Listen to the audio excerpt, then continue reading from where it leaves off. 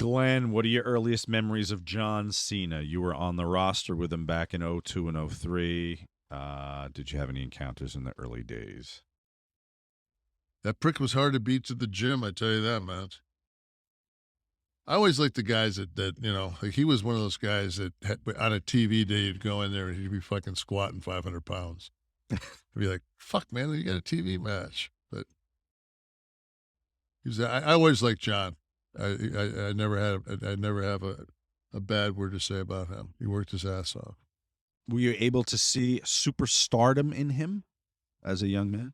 The only thing that, yeah, I thought, yeah, I thought he had what it took. But one thing, I think we were at, God, did we run into each other like at the firehouse in Venice, or maybe it was even backstage or something. But I remember when he said to me, he goes, you told me something a long time ago, and I always like took heed to it.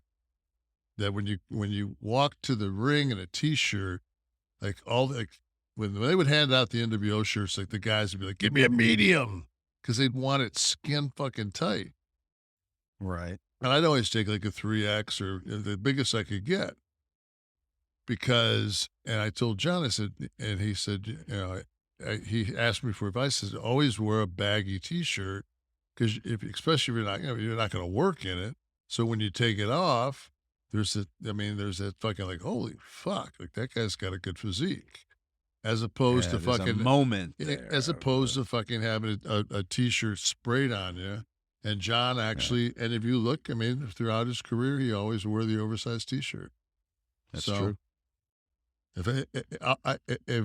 that's, and I think when you really like look at his entire career, that's probably the most important thing is that big t-shirt when it comes down to it. That was it. Listen, the branding they did with all his fucking shit in the different colors and everything made him a fortune. Yeah, fuck.